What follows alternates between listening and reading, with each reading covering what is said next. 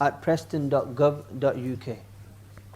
And they said that subject header, put in application number 6, so 06 2021 0431. So devcon at preston.gov.uk, and then you put in the subject header application number. So you type in our application number, and then you have to put the number as well. So 06 2021 0431, and they said CC your email into the masjid as well. So broughtonmasjid@gmail.com, broughtonmasjid@gmail.com, so that they also have a copy and they know that people have email as well.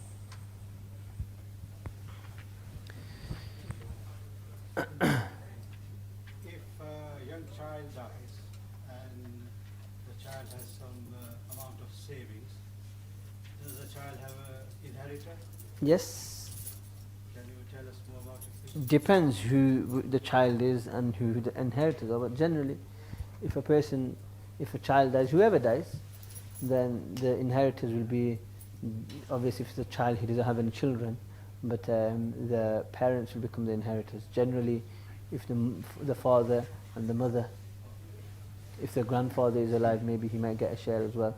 Looking at the personal circumstances exactly of what is at hand, then accordingly then the decision and the estate will be split.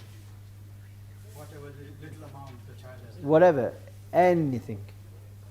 This is not only to a child, this is for anybody. This is a very pertinent topic in itself, inheritance, something which is very disregarded and not due importance is given.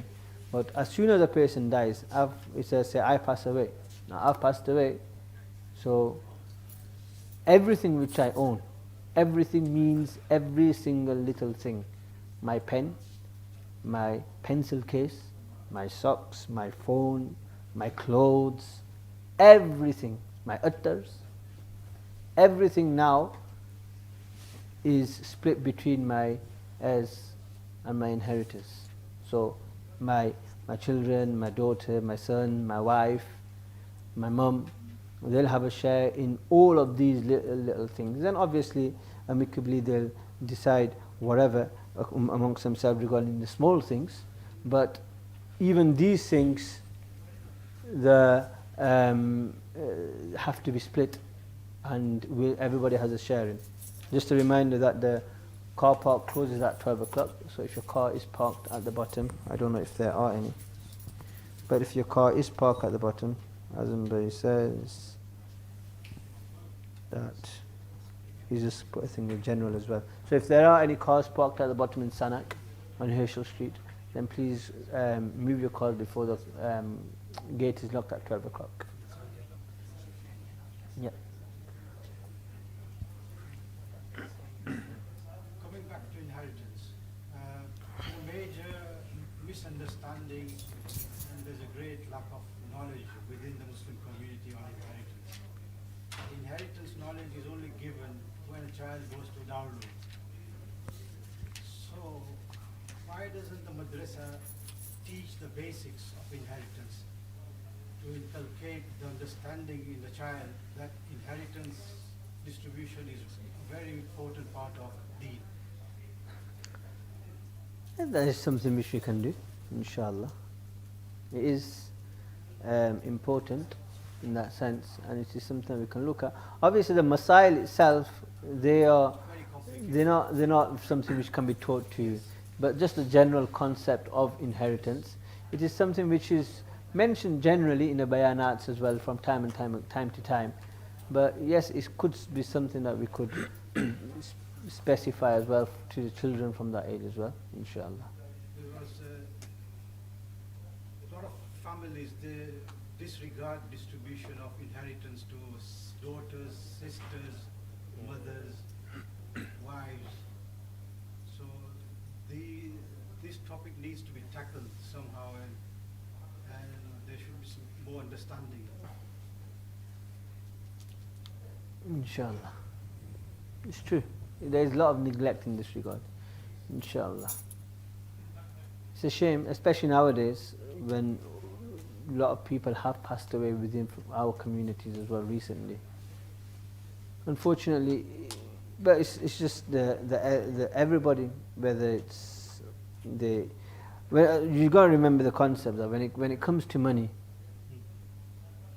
then unfortunately money is such a thing that whether a person is religious, in inverted commas, or not, when it comes to money, then everything is put aside.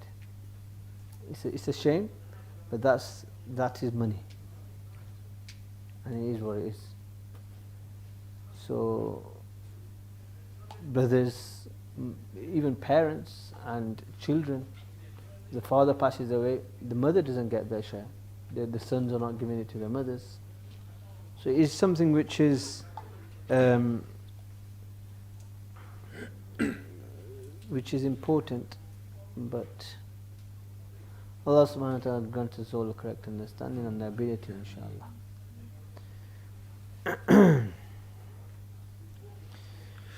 Should homeschooling be done instead of public school? And are the people right who say you shouldn't keep your child in a bubble by only sending them to Islamic schools or homeschooling? We've got a school teacher here. I think I'll hand you over to him instead.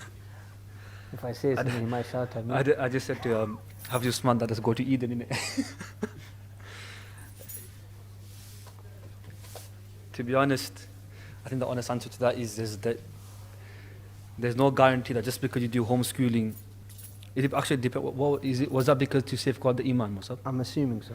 Yes, assuming that even that is. There's no guarantee that even if you do homeschooling that the iman of that child be safeguarded.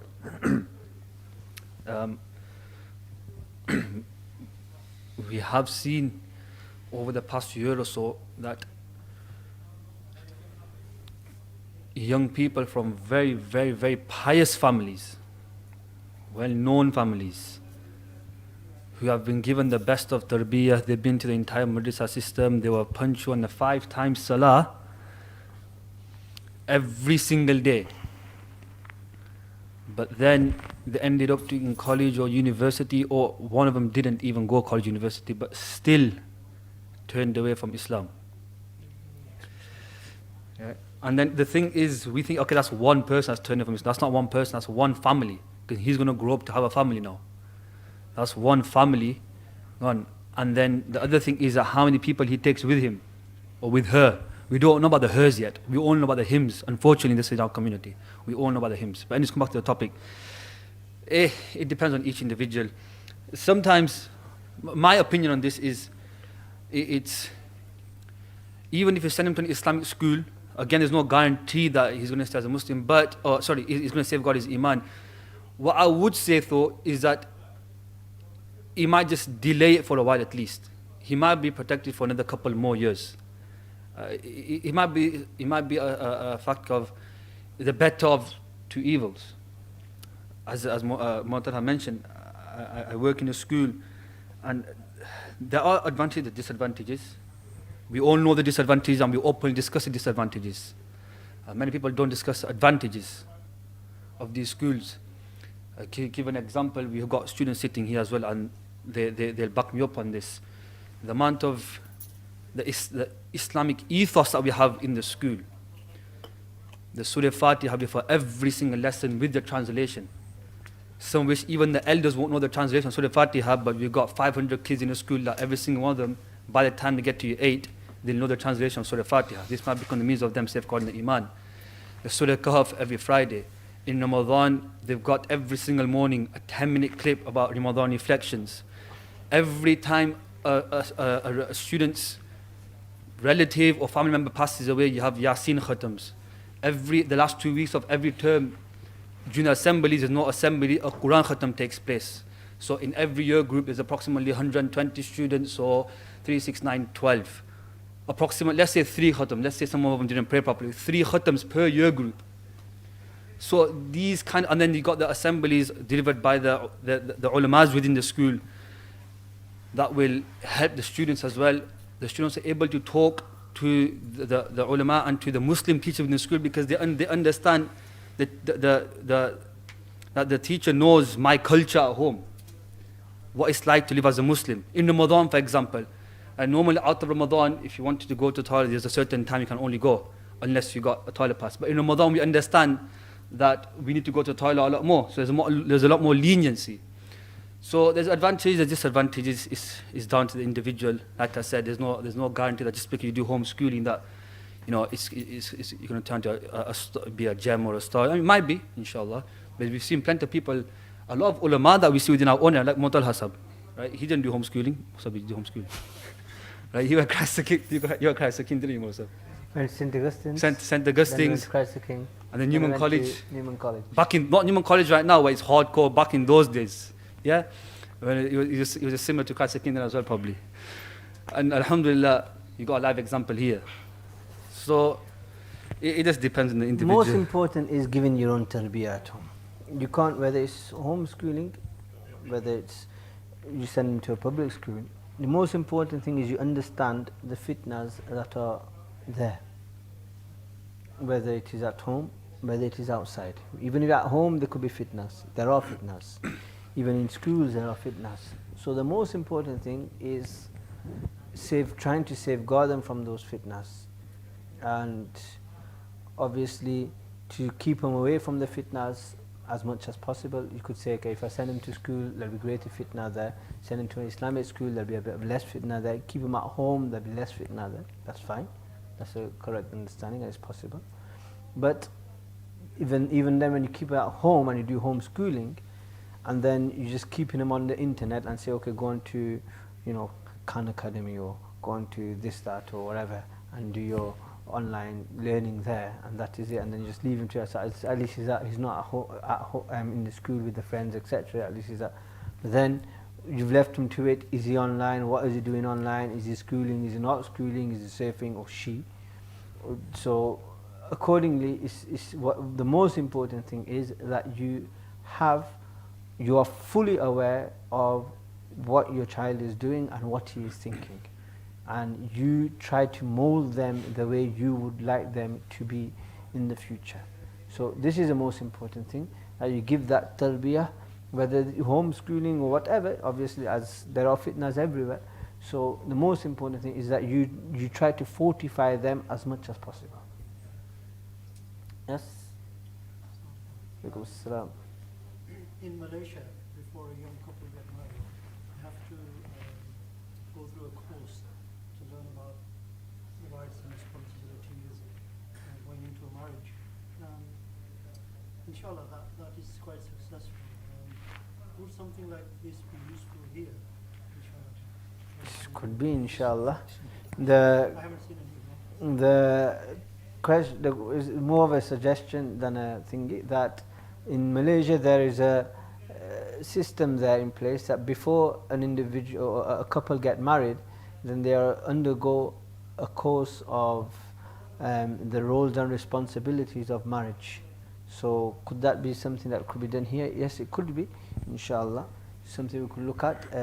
We've had marriage courses in the past, I think 2-3 times previously, but it's just the 2-3 times it's happened where we just advertised it. Everybody comes, those that are married, those that are intending to get married, so they come. Generally we're looking at those that are newlywed rather than the likes of Hafiz Usman, who have been married for a number of years and who know the ins and outs of marriage. So we're looking at the newlyweds and those also intending to get married. So there's a course for them lot and for such individuals. So we have done it previously, and inshallah it could be something which we could do again. Maybe, do you know what the setup is? Is it every time when somebody gets married, then it's a specific exclusive course for them too? Or are you aware of the logistics of it? Detail of it, but it's a regular.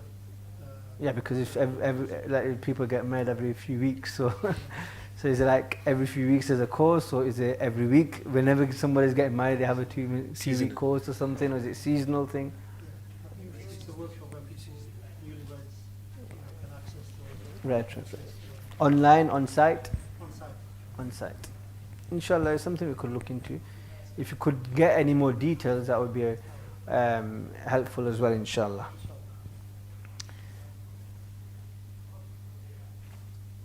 Do you have any of your own questions? I only had one, to be honest. You answer it. All right. The question was that he's a 25-year-old, if I can remember to the best of my knowledge. He's been in a relationship since the age of 21, but now he wants to get married to her. But no, he said no one listens to him, but basically I think he's trying to say that his family doesn't agree. So how should he go about this? This is something where the family members should come sit down and discuss openly with the son, with the child involved, the parents involved, and then understand the viewpoints of everybody. So it's a matter of understanding one another. The parents need to understand the child, and the child also needs to understand the parents. The parents need to put their view across to the child as well, and the child needs to put their view across. Because what happens is, for the child, that's he's no longer a child anymore anyway. But for the individual who's wishing to get married now, generally it's always one factor which is in front of him at all time, and there's only one factor which is spurring him on to that marriage, which is the lust, the desire, the love, the emotions, etc. Whereas the parents, they have a large picture, they're more experienced, they understand the temperament of their own child, they understand what marriage entails. It's not just a matter of, two people just saying, maine kabul kiya, nakahtuha wa qabiltuha, and that's it. Everything's going to be rosy for the rest of your life. No, obviously it's a responsibility, it's a lifetime contract, life-binding contract. So it's a matter of understanding both the parties involved and the understanding which they have, the pros and the cons, etc. So it's most important is that they sit down and discuss. If they need to bring in a third party to discuss with them, and then that's fine, go to a third party. If they need the imams have to come and speak with them, then that can be arranged as well, whatever. But it needs to come where they sit down and they understand. There's many times it's happened that parents are saying this, the child is saying this, and then you speak to the child as well, and you speak to the parents as well, and then they speak to one another as well, and then they understand one another, and the child sometimes says, okay, I think this isn't best for me, I think I should take another course. Or the parents sometimes say that actually it's not too bad what we thought it was, it's fine, chalo, what the child is saying is fine. So it's a matter of understanding one another. You can't just say, no, I'm going to go get married, and then I can tell him, look, just come to my house and bring two guys and inshallah we'll sort it out. It doesn't work like that, inshallah. This question here, what is the meaning of tahajjud? Tahajjud from the Arabic language perspective is from Bab Tafa'ul, and Bab Tafa'ul has a khasiyat of salbul ma'khaz. So tahajjud means tarkul hujud, or I'll simplify all of that. Basically, tahajjud means to leave your sleep. That's what tahajjud means, literally, to leave your sleep.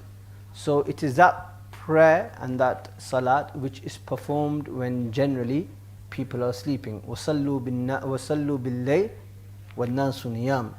The Prophet ﷺ, when he came into Medina Munawwara, the things which he instructed to the people of Medina Munawwara, the residents of Medina Munawwara, he instructed them to do certain actions. The very first thing, he's still even coming into Medina, he's not even gone, masjid hasn't been established, it's not the first khutbah or first bayan.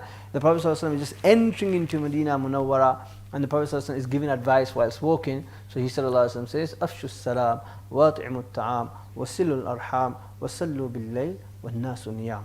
Tadkhulu al-jannata bi-salam. This shows the importance of these four actions. So what did the Prophet ﷺ say? He says, do these four actions, and inshallah, peacefully you shall enter Jannah. Number one, Afshu salam. Spread salam as much as possible. Ifsha'u salam. So in spreading salam, a person needs to do it frequently, and a person needs to do it loudly, and a person needs to do it correctly. So, Assalamu alaikum. No. Assalamu alaikum. Loudly. Frequently. You just met somebody, meeting somebody else, meeting somebody else, meeting somebody else, you met somebody, and then correctly, Assalamu alaikum. No. Assalamu alaikum wa rahmatullah. Assalamu alaikum. And completely means Assalamu alaikum wa rahmatullahi wa barakatuh. So the full. These four things a person needs to be mindful of salam. So this is as frequently as possible, as much as possible, loud and correctly and completely. Afshu salam. Number 2, at'imu ta'am. At'imu ta'am, feeding. Feed one another. If you feed one another, then mahabbah will grow, love, affection between the community. At'imu ta'am. Number 3, silul arham. Silul arham, look after your relationship, relatives, ties, etc. Your relatives. Don't break ties. Brothers, siblings, parents, uncles, aunties, etc. Look after them. And finally, the Prophet ﷺ said, number 4, وَصَلُّوا بِالنَّاسِ وَصَلُّوا بِاللَّيْلِ وَالنَّاسُ نِيَامٌ. Pray at night whilst people are sleeping. So this is Tahajjud Salat. So a lot of emphasis. That was Saliheen qablakum. Prophet ﷺ said this is the manner of the people who, the pious before you. So one should try to perform Tahajjud Salat. And how much Tahajjud Salat should a person perform? Many riwayat have been mentioned. Some say 4. Sometimes the Prophet, not some say. Sometimes the Prophet will perform 4. Sometimes he will perform 8. Sometimes 6. Sometimes 12. So whatever a person can do, a person should do and try. Generally, the Prophet will perform 8 at night. So try to pray 8, but more, less, that is perfectly fine as well, up to 12. What should a person pray? Whatever a person knows. But Haji Imdadullah Muhajir Makki rahimahullah ta'ala used to say that one should try to pray Surah Yasin in the Tahajjud Salah. Why? Because Surah Yasin is the heart of the Quran. Tahajjud is the heart of all the Nawafil Salat. And the dead of the night is the heart of the night.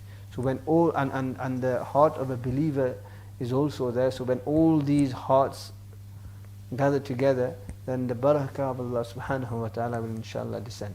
So one should try to recite Surah Yasin in his Tahajjud Salat. But if a person does not know Surah Yasin, or along with Surah Yasin they want to recite other surahs, then this is perfectly fine. They may do so as well.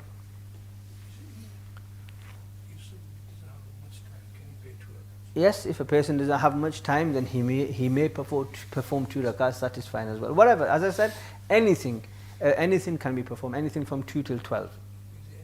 Any specific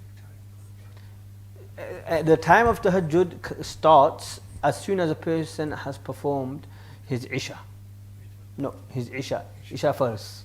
As soon as he's performed his Isha first, the Tahajjud time starts. So if a person now wishes to perform his Tahajjud Salat, it is fine. If a person wishes to perform at any other time, he could perform it at any time up until Subh Sadiq time.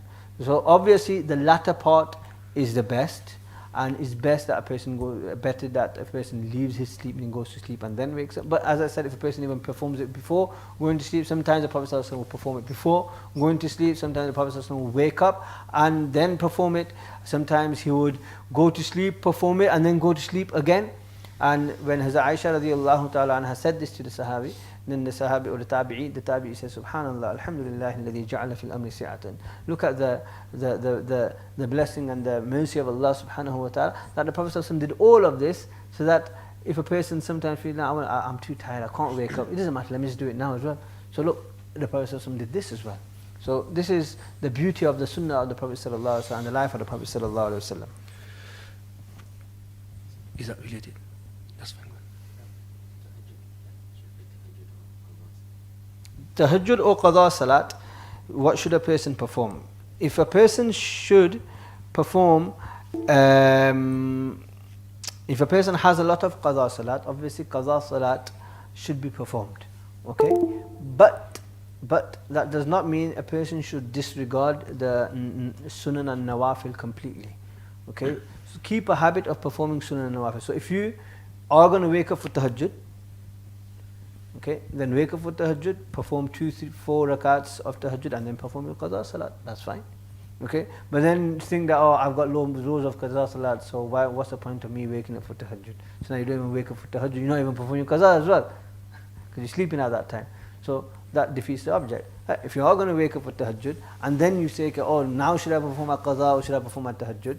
Then do a bit of both, a combination. If you don't have time for both, then just perform your tahajjud salah on one day. Sometimes you don't have time for both, so because qada salah can be performed other times as well. So at that time, if you've woken up, there's lack of time, then just perform your tahajjud salat. And if you have extra time, then perform both.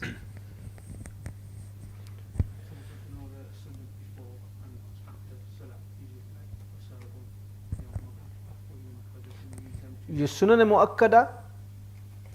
mu'akkada should be performed. Your sunan ghair mu'akkada, nawafil, etc. In place of that, perform your qada salat. And again, don't make it a habit of leaving them completely. At least 2, 3 a day, recite your nawafil as well. Or if not 2, 3 a day, then at least once a day.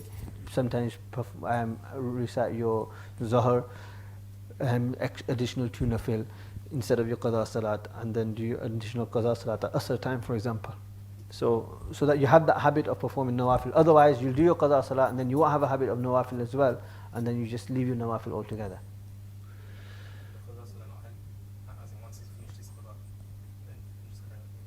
But then there's always that possibility that you're only doing qada because you have to, and now you don't have to do it, so now it's free. And then you don't have a habit of performing your nawafil, that's why. So that's why you always keep a habit of performing your nawafil, because this is all the nafs, and nafs always looking for susti and ghaflah, and so that's why to keep on top of your nafs, you discipline it in this manner. This question is from the previous one where we talked about marriage. I think it's a good question. What actually is nikah? I thought the main responsibility comes after rukhsati. There is that misconception there, isn't there?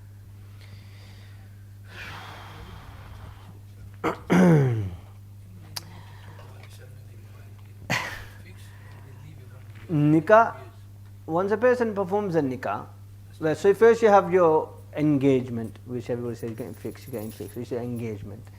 Okay, so first you have your engagement. Engagement doesn't change the relationship between the two individuals. It's just a pre-marriage contract or agreement, not even a contract, just an agreement amongst the two parties that, look, I'm looking to get married as well, you're looking to get married as well, chalo, inshallah, we'll get married to each other. So it's just an agreement amongst the two parties. They're not husband and wife yet, just as they were ghair mahram before, they're still ghair mahram, just as it was not permissible for them to talk before, it is still not permissible for them to talk. Just as it was not permissible for them to see each other, it is still not permissible for them to see each other.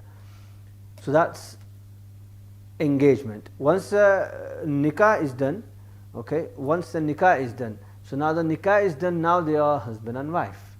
So now they are husband and wife, so the general rules of husband and wife applies. There are no barriers now. There's no parda, there's no regulations in this such. They are completely halal for each other, completely permissible. But nowadays the trend is that, oh, we need to have a big wedding, so let us just delay our wedding until the summertime. I'm studying, I'll do my study. But you know, I want to talk to her as well, and I want to see her as well, so let's just get the nikah done now, and then we'll get married later on in September, October time, etc. So this is a trend which is happening. Firstly, as soon as the nikah is done, it's your husband and wife now, so there shouldn't be anything, so, and there's no need to delay it for no reason. And the delay for this reason that we need to prepare, there's nothing to prepare. Just keep it simple. COVID wedding is Mubarak, best thing. You don't have to call anybody, nobody will feel bad as well, you save a lot of money as well, give that money to your deposit for your house as well, inshallah. So best way forward. But nevertheless, the husband and wife, they become as soon as the nikah is done. If the wife still hasn't, if the rukhsati hasn't happened, and meaning the wife still hasn't moved in with the husband, then in terms of the responsibility of the husband, they still don't apply. the responsibility of the husband still doesn't apply in that sense. So in terms of the maintenance and everything else, those rules and ahkam don't apply because she hasn't come over to the husband yet. But in terms of the, well, there's nothing else. The husband and wife, just the husband and wife, isn't it? Okay. So just leave it at that. Fiancé has no meaning in Islam. No, Just had a message from Mufti the Amir. fiancé doesn't have any meaning in Islam. Just had a message from Mufti Amir. It's good to see, alhamdulillah, he's listening to us. Subhanallah. Regarding, I think the suggestion that regarding marriage, Mhm. just remind us that he's got on his channel, Mufti Amir, Yeah, he's got he went through the thing, it's didn't he? called Preparations Prior to Marriage, and it comes in 4 parts, approximately hour long each. And if you get married, you have plenty of time Yep. anyway to research. So it's his channel. I think his channel is called Amir Isab. That's AMIR. And if you just type in Preparations Prior to Marriage, inshallah, it Inshallah. should come up. Jazakallah Musa. Mhm. Um,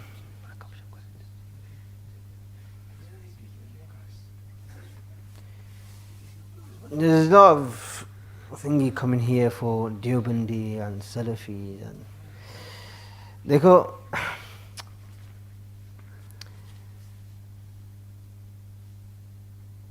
The Sunnah is the criteria for Ihdina Sirat al-Mustaqim. The Sunnah. I don't want to go to a full discussion. So the criteria is Sunnah. When a person looks at the Sunnah and see in accordance to the Sunnah what was the practice of the Prophet ﷺ, then this is the correct practice. And listen carefully what they said, the Sunnah. Alaykum bi sunnati. Prophet ﷺ said, Alaykum bi sunnati. One is Sunnah, one is Hadith. There's a difference between the two. Hadith is something which the Prophet ﷺ said, did, or etc. Sunnah is actual practice of the Prophet ﷺ. Sometimes the Prophet ﷺ said something, did something, etc. You can find a hadith, but then that hadith now doesn't remain anymore. It's become mansukh, abrogated for whatever reason. So the hadith is there, but that hadith is no longer Sunnah. The hadith is no longer Sunnah. For example, there are a hadith in which that the Prophet said the Sahaba would talk during Salat. Somebody would come later and he says, "What rakat is it?" So that person would say, "Oh, it's second rakat." So, all right then. So he'll quickly pray his 1 rakat, and then he'll carry on with the second rakat. So these are the ahadith. So this is a hadith, but this is no longer a sunnah because you're not allowed to talk in salat anymore. وَقُومُوا لِلَّهِ قَانِتِينَ. This ayat was revealed. So we need to understand the sunnah. Okay? So the sunnah is most important, and this is the criteria of haqq and the differentiation between haqq and batil. So whoever is according to the sunnah, they are on the straight and narrow, and this is it. So whenever a person is confused, just look that is this according to the sunnah? Is there anything which sometimes there may be something different which is happening, but it is not against the sunnah as well. Okay, because due to times, always new things are coming along. For example, you've got madaris, you've got darul ulooms and institutes, and these weren't present in the time of the Prophet ﷺ in this manner. His classes taking place. So somebody say, "Oh, this isn't a sunnah." No, this is something which we've evolved, but it's not against the sunnah in any way whatsoever. So if a person is confused, ask the people who have knowledge in regards to the Quran and Sunnah that what is the ruling regarding this, and thereafter a person will be able to understand what is Sunnah and what is correct and what is the way of Rasulullah sallallahu alaihi wasallam.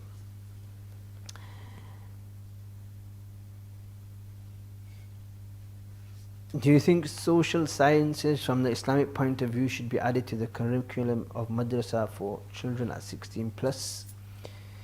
Yes, we could do. You got to understand that the maktab system, obviously, you have limited time. There's many things we can do. And another thing is, the mentality nowadays, unfortunately, is that as soon as they reach a certain age, and they think that we've left madrasa and that's it. That's a problem as well.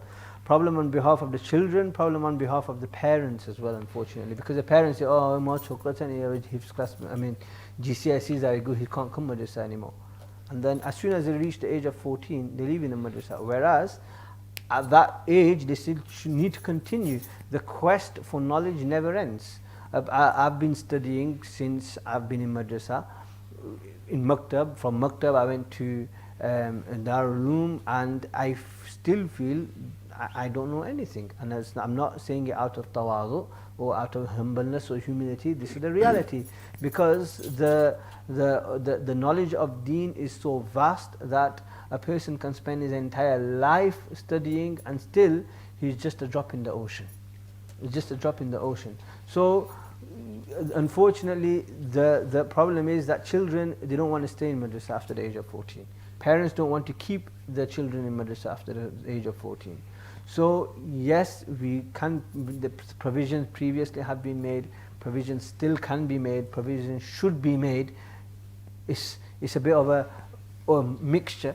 So sometimes the provisions aren't being made when they can be made. Unfortunately, this is the case. But yes, they should be made. In terms of in Darul Ulooms, etc., these kind of topics are discussed and taught and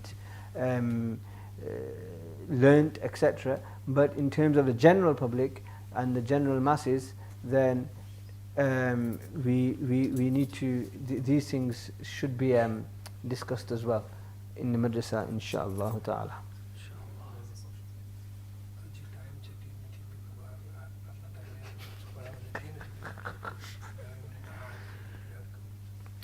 Inshallah. Chale.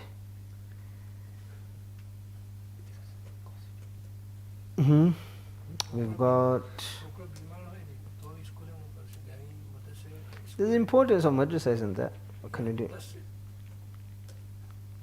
think many students, they've been to the school, but they don't come to the school. Yes, it's the importance of the madrasa isn't there, the value of the madrasa. You can have after school clubs and everything, and then you don't send them to madrasa. And you can make appointments outside school time and in madrasa time, but you'll never have an appointment in school time. And when they have examinations in school, they'll miss madrasa, but if they have examinations in madrasa, nobody will ever miss school. It just shows where the priorities are. What can we do? Do you pray at Jamia Masjid? Oh, I was talking to somebody else. I think some of the questions posted in the chat, I think rather than posting in the chat, I think you need to talk to someone one-on-one. I think they're not open. I think I just gave the generic answer. Al-Aql Takfeel, inshallah. You just say youth night, so you can just post suitable questions, please. If you have any, that is. Sorry if I'm blunt, but it's not correct. Some of the things that have been posted in the chat. The first you started with homeschool and stuff, right? Okay, if you give your child to the homeschool at home, at the end of the day, he's going to go out anyway with the work and everything. If they don't have any knowledge and experience, maybe he's going to get more confused. Yeah, that was part of the question as well. That is it. If a person does only homeschooling, then they've been kept in a bubble. If they're kept in a bubble, then how will they interact, etc. So as I said, it's a balance. You need to have the balance. The most important thing is safeguarding them from fitna, and you're giving them the life skills, the interaction with other individuals, etc. I think that's everything. I don't think there's any. When a person dies, his life ends. According to common sense, that makes sense.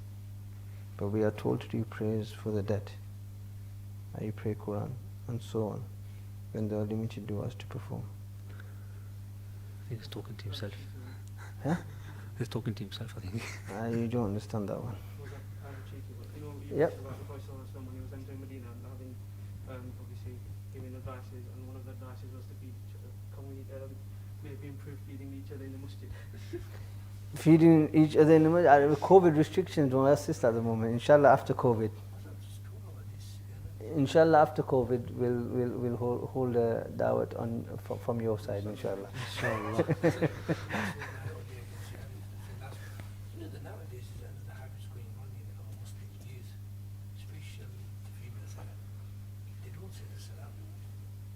Yes, I've mentioned it many times in my bayan as well that the female, yeah, females don't say salam. It might be I'm not being misogynist or don't start labeling me, but it's an illness that salam needs to be said to one and all. What is it? أقرئ السلام على من عرفت ومن لم تعرف. Prophet ﷺ says that say salam to those who you know and those who you don't know. And then the second thing is the meaning of salam. I've given long bayans on this. I don't want to. That'll take about 15, 20, half a minute, half an hour. You understand? But basically, salam has a meaning. Hello, hi. Doesn't have much of a meaning. Give the dua. Give the dua to the Muslim. When you have such a beautiful greeting, then we need to utilize this greeting, inshallah. So on the salam topic, obviously you're saying you say the full salam. If you're walking past somebody, like a Muslim brother, and you say the salam, but by the time you say the full salam, you're already like 3-4 yards away. So, Assalamu alaikum wa rahmatullahi wa barakatuh. It gets a bit, quieter because obviously you're walking away. Yeah, even if you sing with the suffice on the salam, it's fine. But obviously the more reward is with the wa rahmatullahi wa barakatuh. So obviously if you're just passing by and you say Assalamu alaikum and you're like, oh alaikum assalam, I understand. But obviously if you just hear like Assalamu alaikum wa rahmatullahi wa barakatuh, then say the full salam at that time. Inshallah.